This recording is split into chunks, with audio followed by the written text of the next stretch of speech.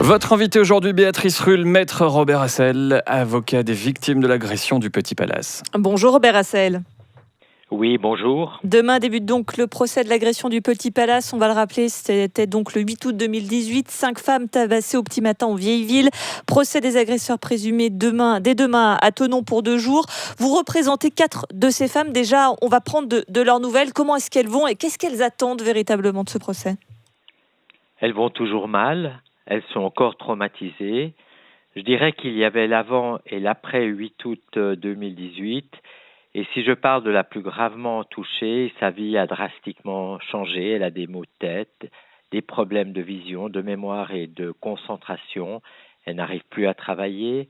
Elle est à l'assurance invalidité, ne sort presque plus et jamais seule, ayant peur dans la rue, alors que c'était une femme joviale, d'ailleurs comme toutes, entreprenante, travailleuse, sérieuse et qui croquait la vie. Qu'est-ce qu'elles attendent véritablement de ce procès ? Elles attendent que le tribunal correctionnel retienne la culpabilité des accusés qui contestent toute implication. Et leur dénégation, je dois dire, et leurs mensonges constituent pour les victimes une nouvelle agression. Elles attendent que la justice dise haut et fort qu'elles sont leurs victimes et que cette violence extrême et inouïe d'hommes en surnombre voulant imposer leur virilité à des femmes est intolérable dans un état de droit. 5 hommes de 20 à 25 ans sont donc à la barre et ils vont devoir répondre de violences volontaires et non de tentatives de meurtre. Ils risquent donc au maximum 10 ans de prison. Est-ce que vous estimez que c'est suffisant ?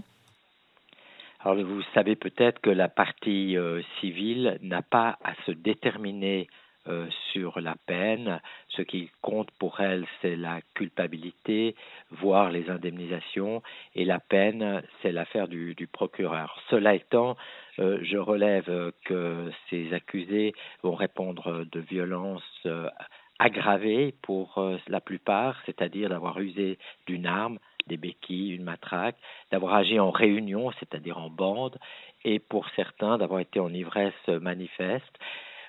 Certains sont en récidive légale, c'est-à-dire que dans les 5 dernières années, ils ont été condamnés pour des infractions du même type, et cela permet au tribunal de doubler la peine. Donc la peine menace pour certains est de 20 ans. Mais reste que la qualification requise est violence volontaire et pas tentative de meurtre. Ça change quand même beaucoup de choses.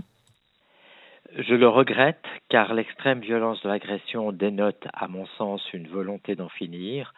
Il y a eu des coups de pied qui ont été donnés au visage d'une victime à terre, comme un footballeur tire un penalty.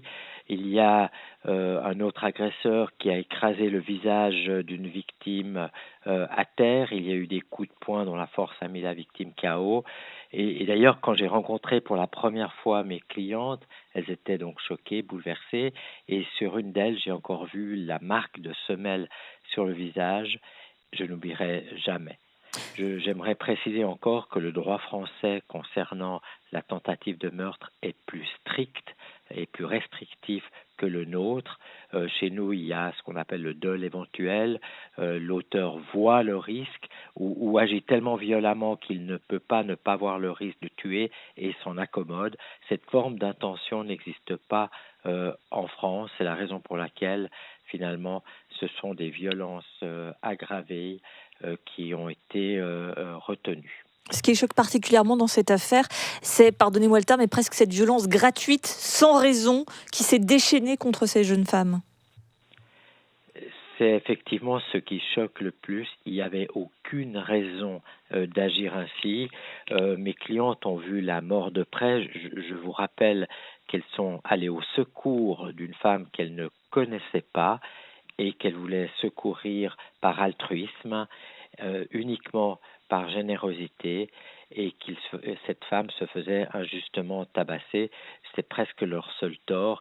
Alors est-ce que c'est une volonté de marquer leur toute-puissance virile et peut-être frustrée? Là, je parle évidemment des accusés. D'aucuns parleraient d'une agression misogyne. Je relève enfin que quand des hommes bien baraqués se sont présentés face aux agresseurs, ces agresseurs ont pris la poudre d'escampette.